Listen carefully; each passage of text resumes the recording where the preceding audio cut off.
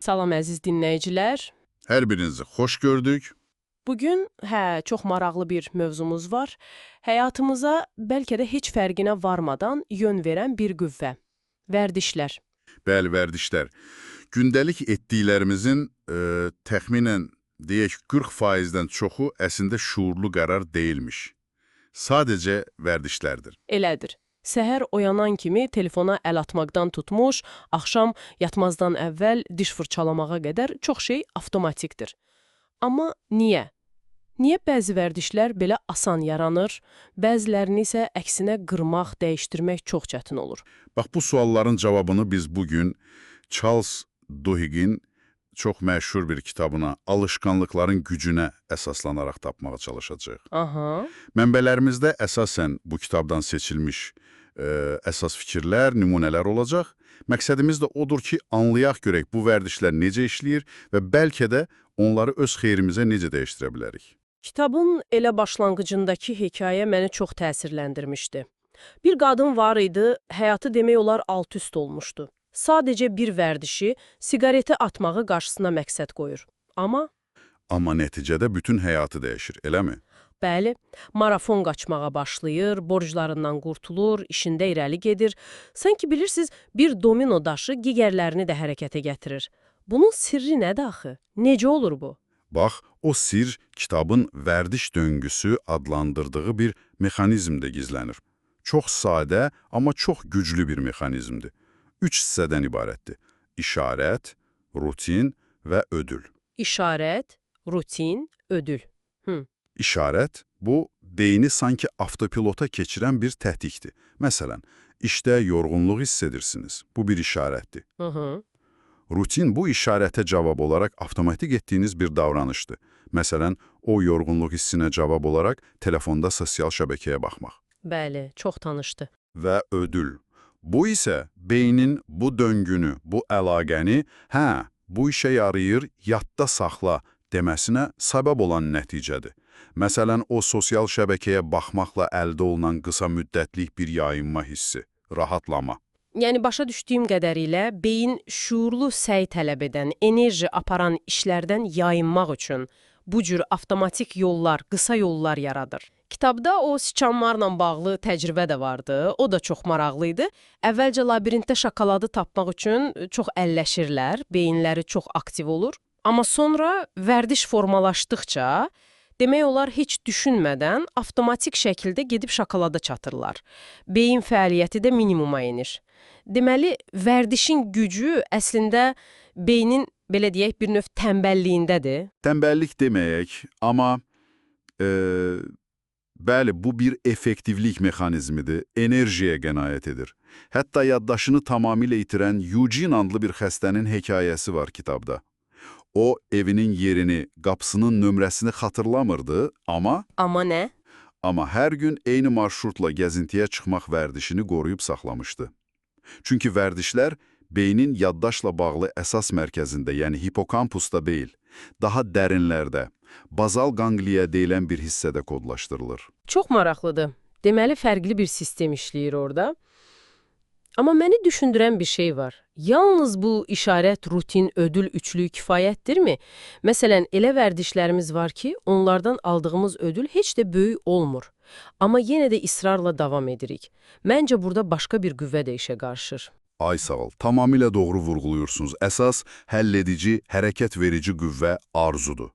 İngiliscə craving deyirlər. Arzu? Bəli, işarət təkcə rutini başlatmaqla qalmır, həm də beyində o ödülə qarşı güclü bir istək, bir gözlənti yaradır. Məhz bu arzu, o istək döngünün davamlı olmasını təmin edir. Beynimiz sanki ödülü əvvəlcədən hiss edir və onu şiddətlə tələb edir. Aha, indi daha aydın oldu. Məsələn, Pepsodent diş macununun hekayəsi buna klassik bir nümunədir. İlk vaxtlar heç populyar olmur. Dişin üzərindəki o ərp deyilən şey, işarət, əslində çox da hiss edilən bir şey deyil.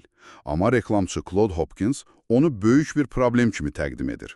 Və sonra? Və sonra macunun verdiyi yüngül, nanəli yanma hissini, hansı ki əslində təmizliyə birbaşa dəxli yoxdur, bunu ödül kimi qələmə verir. İnsanlar o hissə qarşı, o təmizlik hissinə qarşı bir arzu duymağa başlayırlar və diş fırçalamaq kütləvi bir vərdişə çevrilir. Deməli, işin sirri insanlarda o arzunu oyatmaqdadır. Ödülün özündən daha çox ona qarşı yaranan o gözlənti, o istək vərdişi gücləndirir. Febreze hekayəsində də deyəsən buna bənzər bir şey var idi. Elədir, elədir. Febreze əvvəlcə pis qoxuları yox edən bir məhsul kimi satılmağa çalışılanda, demək olar ki, heç uğur qazanmır. Çünki insanlar pis qoxulara öyrəşir, onları hiss etmir çox vaxt. Bəs sonra necə uğurlu oldu? Sonra marketoloqlar taktikanı dəyişirlər. Febrezeni pis qoxuları yox etmək üçün deyil, təmizlik rutininin sonuna əlavə edilən bir şey kimi təqdim edirlər. Yəni, otağı təmizləyib bitirdikdən sonra işarət və rutin, ətrafa xoş qoxulu febreze səpmək, yeni rutin, təmizliyin tamamlanmasının bir ödülü olur. Təmizliyin mükafatı kimi. Bəli. İnsanlar o təmizlikdən sonraki xoş qoxu arzusunu hiss etməyə başlayırlar və məhsul birdən-birə milyard dollarlıq bir brendə çevrilir. Yəni, bu arzu mexanizmi əslində bir çox vərdişin tam mərkəzində dayanır.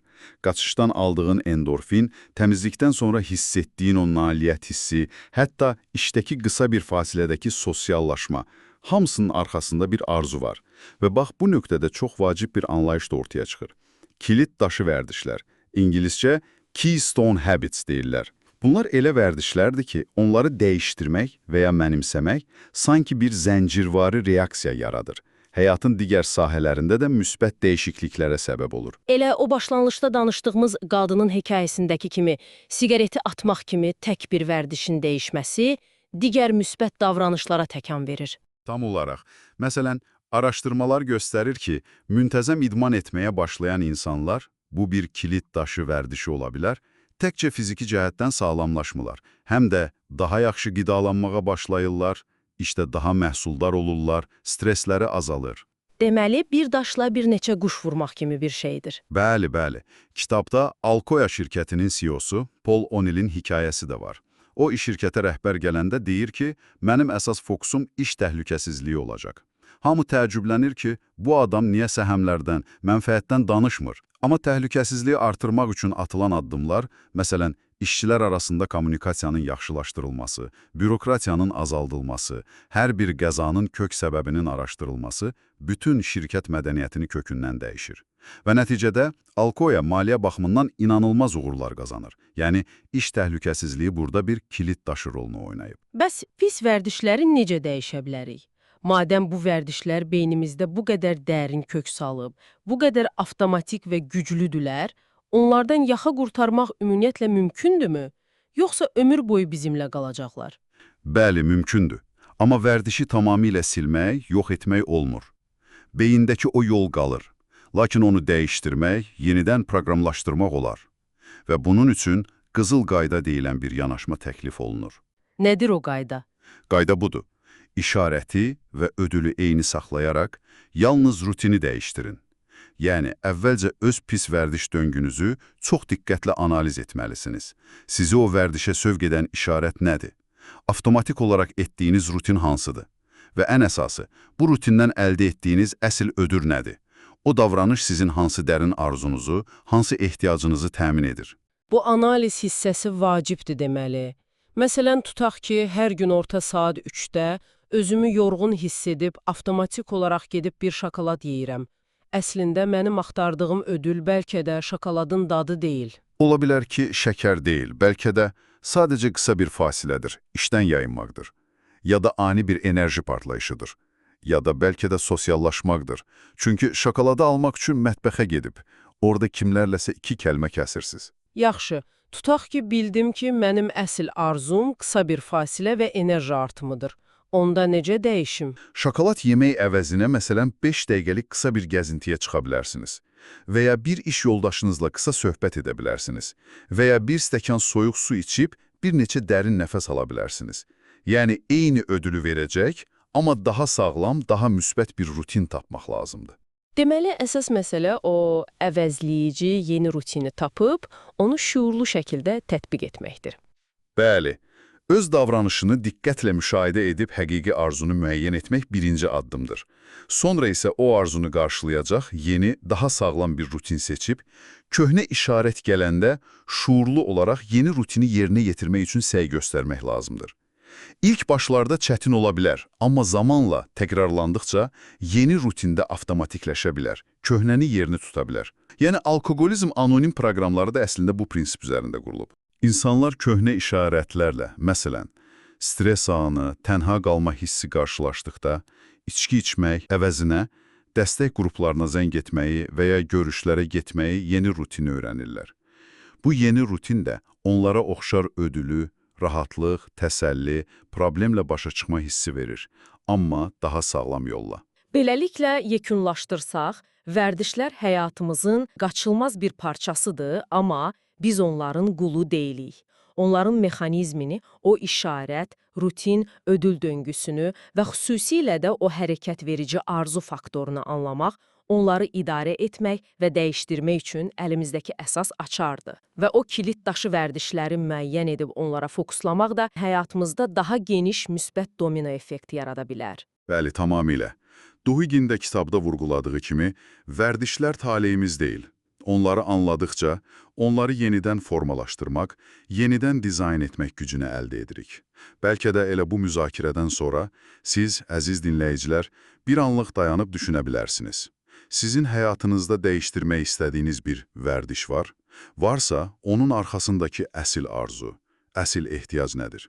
Və hansı kiçik bir rutin eyni arzunu sizin üçün daha yaxşı, daha sağlam bir şəkildə təmin edə bilər? Bu sual üzərində düşünmək bəlkə də elə o dəyişikliyə doğru atılacaq ilk addımdır. Ola bilər. Bizimlə olduğunuz üçün sizə də təşəkkür edirik, əziz dinləyicilər. Bəli, ümid edirik ki, faydalı oldu. Növbəti araşdırmalarımızda yeni mövzularla görüşənədək sağ olun. Sağ olun.